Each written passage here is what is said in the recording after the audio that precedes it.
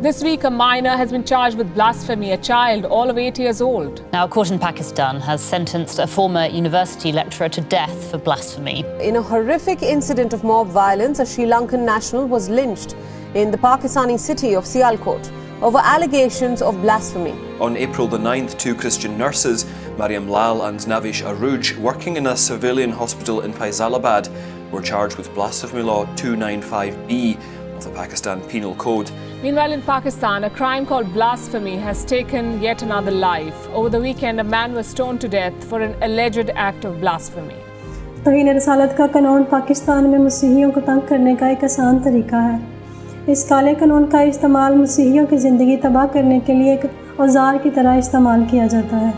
अगर आपको किसी मसीही की ज़मीन पर कब्ज़ा करना है तो ये बहुत आसान तरीका है कि आप इस्लाम के नबी की तौहीन का इल्ज़ाम उस पर लगाकर उस मसीही के घर के बाहर खड़े होकर ऊंची ऊंची आवाज़ में अल्लाह अकबर के नारे लगाना शुरू कर देते हैं। उतनी ही देर में वहाँ मोहल्ले के सब लोग जमा हो जाते हैं और उस मसीही के घर की तोड़ फोड़ करना शुरू कर देते हैं और उसे घसीट कर सड़क पे ले आते हैं। उसको मुक्कों के साथ मारते हैं, टांगों के साथ मारते हैं और अगर वो फिर भी बच जाए तो मुमकिन है कि उसे ज़िंदा जला दिया जाए। अगर वहाँ मौके पर पुलिस आ जाती है तो फिर भी उसका मुकद्दर उसकी सारी ज़िंदगी जेल की सलाखों के पीछे गुजरती है। इस कानून को जब बनाया गया था तो इस कानून के बनाने वालों ने शायद इसको इस्लाम के प्रॉफिट और इस्लाम की रखवाली के लिए बनाया था ताकि उनके ख़िलाफ़ कोई बात ना करे पाकिस्तान में रहते हुए।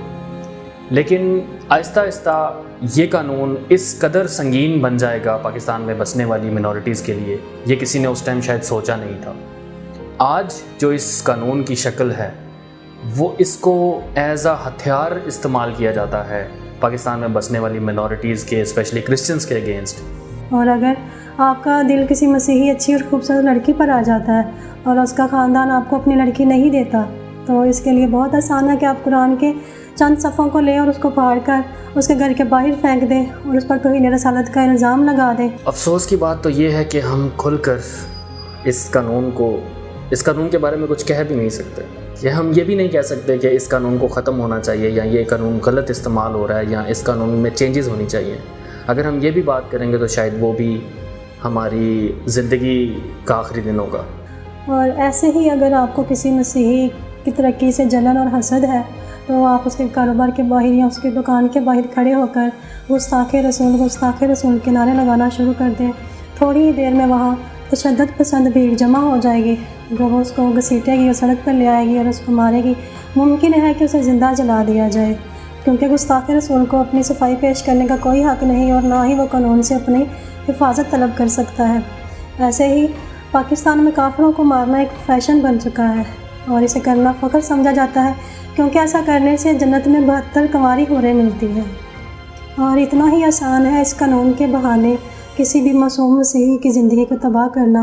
आप इमेजिन भी नहीं कर सकते कि एक मसीही पाकिस्तान में रहते हुए किस तरह रोज़ मेंटली टॉर्चर होता है। जब शहबाज भट्टी और सलमान तसीर जैसे अमीर लोग, ताकतवर लोग अपनी हिफाजत नहीं कर सके तो वहाँ एक गरीब मसीही कैसे अपनी हिफाजत करे। और ऐसे ही इस्लामी जमहूरिया पाकिस्तान में जहाँ पर कभी भी किसी भी वक्त आप पर इस्लाम के नबी की शान में गुस्ताखी का इल्ज़ाम लगा दिया जाता है, जहाँ हमें बात करने से पहले 10 बार सोचना पड़ता है कि कोई ऐसी बात मुँह से ना निकल जाए जिससे इस्लाम के मोहम्मद साहब की शान में कोई गुस्ताखी हो जाए। ये कानून मसीहियों के सर पर लटकती हुई तलवार है जिससे कोई भी मसीही महफूज नहीं है। जब तक ये काला कानून पाकिस्तान में मौजूद है तब तक वहाँ पर कोई मसीही खुद को आज़ाद महफूज महसूस नहीं कर सकता। और अफसोस हम लोग एक ऐसे मुल्क में रहते हैं जहाँ हमारी आवाज़ सुनने वाला और इस कानून को ख़त्म करने वाला कोई भी नहीं।